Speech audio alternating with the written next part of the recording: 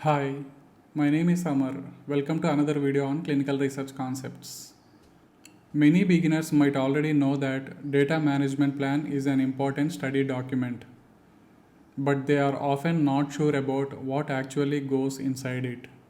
That certain confusion is very common because the DMP is not just a simple overview page. It is a structured document that brings together the main decisions, responsibilities, and operational plans for managing study data. If someone only says that a DMP is a plan for data management, many questions still remain unanswered. For example, questions like what exactly is being planned?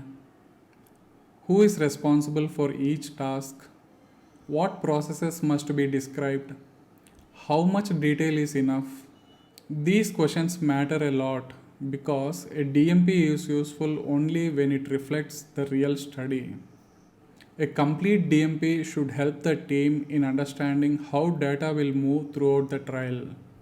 It should also help in understanding how important activities will be controlled and what must happen before the database is considered clean and ready. So, the topic is about moving from the idea of a DMP to the actual building blocks that makes it more meaningful and usable in real clinical trial work. One of the first core components of a DMP is the basic study and document identification section.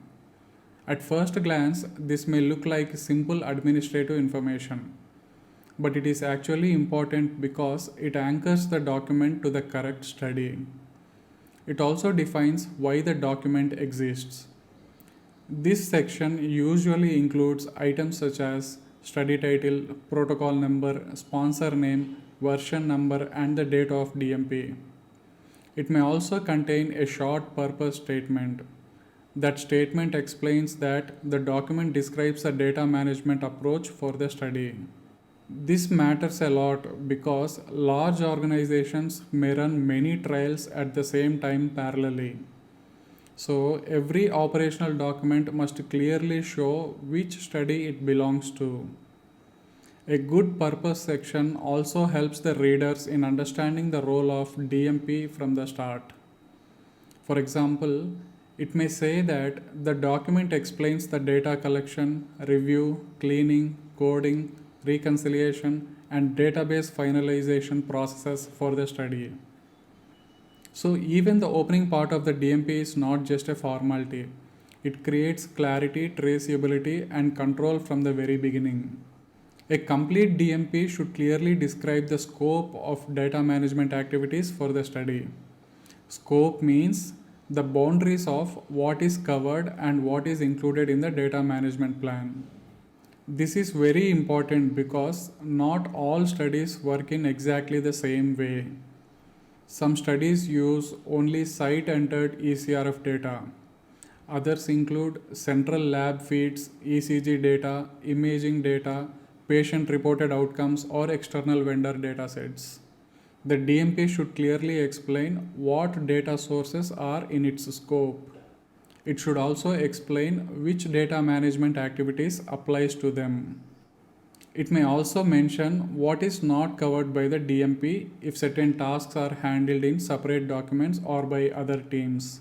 For example, if statistical programming has its own plan, that should not be confused with the DMP. A clear scope section helps in preventing misunderstandings later. It tells the reader that this is the data and these are the processes this document is meant to control. Without that clarity, teams may assume that some important activity is being managed under the DMP when it is actually not. One of the most important parts of DMP is the section on roles and responsibilities. Clinical trial data management involves many people. Problems often happen when responsibilities are unclear. A strong DMP should explain who is responsible for major data management tasks. It should also explain how different functions interact. This can include the lead data manager. It can also include site personnel, database programmers, medical coders, safety teams, biostatistics, clinical operations, and external vendors when relevant. The goal is not writing every job description in full detail. The goal is making sure that the study team understands who handles which key activities. For example, the DMP may state that sites are responsible for entering subject data into the ECRFs. At the same time, data management may review listings, raise manual queries when needed, and track data cleaning progress.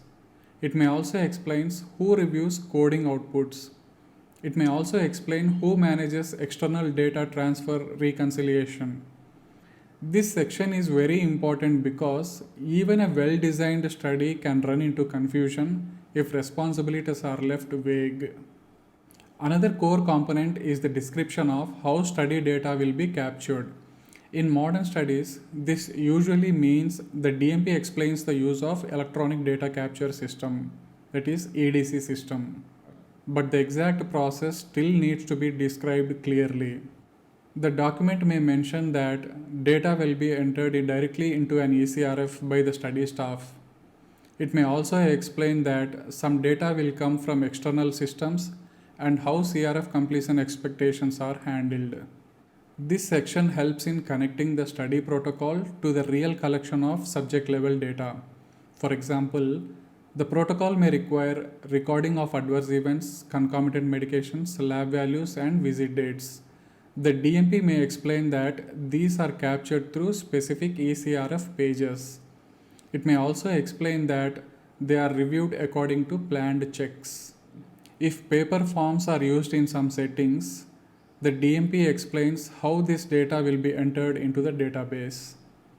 The key idea is that DMP should tell the reader how data enters the study database. It should also explain what expectations exist around completeness, timeliness, and structure of that data entry process. A complete DMP usually includes a section on edit checks and discrepancy management. That is because this is one of the main ways data quality is controlled during a study. Edit checks are nothing but rules built into the system. They may also be applied through review processes to identify missing, inconsistent, or unusual data. The DMP does not always list every technical edit check in full detail.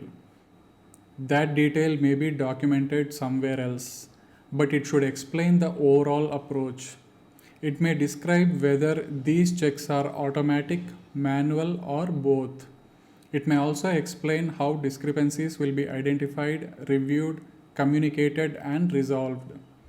For example, if a subject's visit date was entered after the adverse event's onset date in a way that looks inconsistent, the DMP may explain whether a query is raised automatically by the system, or it may explain whether a data manager raises it manually. It may also define how sites are expected to respond. It may also explain how unresolved issues are escalated. This section is very important because it shows that data cleaning is not random. It follows a planned and controlled process. Many beginners think that data cleaning happens only near the end of the study. But in good clinical data management, cleaning happens throughout the study life cycle. That is why a DMP should include a data review strategy section. This part explains how data will be reviewed on an ongoing basis. It also explains what kinds of listings or reports may be used, how often review happens, and what kinds of trends or issues the team is watching for. For example, the data manager may regularly review missing pages. The person may also review overdue visits, incomplete adverse events, uncoded terms, or unexpected patterns in key variables. In a simple study, this may be straightforward, but in a complex study, it may involve multiple review reports and coordination with other team members. The DMP helps in making this planned review visible. Instead of waiting until database log to discover a large number of issues, the team uses an ongoing review strategy for identifying and addressing problems much earlier. This section shows that data quality is maintained step by step. It is not checked only once at the end. In many clinical trials, the DMP also includes sections on medical coding and reconciliation. That is because these are major operational parts of the data management. Medical coding usually applies to terms such as adverse events, medical history, and concomitant medications. The DMP may explain which coding dictionaries are to be used. It may also explain how coding is performed and how uncoded or unclear terms are reviewed. Reconciliation means comparing related data across systems or sources to identify any mismatches. For example, this may include serious adverse event reconciliation with the safety database. It may also include external lab reconciliation or comparison of vendor data against expected subject visits. These activities are important because data may appear complete inside one system, but it may still be inconsistent when compared with another system. For example, a serious adverse event may be reported to safety, but it may not be entered correctly in the clinical database. That mismatch must be found and resolved. The DMP helps in defining how these review activities will happen and who is involved. That makes it part of the study's controlled data management process rather than last minute cleanup work. A strong DMP should also explain how quality is maintained throughout documentation and review control. This includes areas such as quality control of data management outputs, document versioning, and handling of important changes. In real studies, processes may need updates. For example, a new external vendor may be added. A new reconciliation step may also be introduced. One of the query review frequency may change because of study needs. The DMP should not be seen as a frozen document that never changes. Instead, it should be controlled, versioned, and updated when necessary according to the organization's process. Some DMPs also mention quality review of listings, coding outputs, or lock readiness activities. This is important because clinical data management is not only about doing tasks, it is also about showing that these tasks are performed in a controlled and reviewable way. Good documentation gives the study team confidence. It also gives confidence to quality teams and auditors that data processes were planned and managed properly over time. One of the most critical sections in a complete DMP is the part that explains database lock planning and final data readiness. Database lock is the point when the study database is considered complete enough that changes are tightly controlled. At some stages, changes may no longer be allowed at all. Because this is such an important milestone, the DMP should describe the activities that must be completed before database lock. These may include query closure or acceptable query status.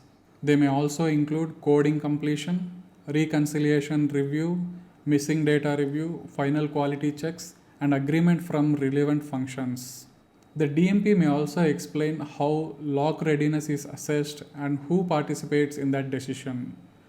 For beginners, this section is useful because it shows that database lock is not just a button pressed at the end of the trail. It is the result of a planned preparation. A well-written DMP makes this very clear by showing how earlier activities like data entry, discrepancy management, coding and review all connect to final database completion. So next time when you hear about data management plan core components, you should be able to understand the main sections that make the document complete and useful in real study work.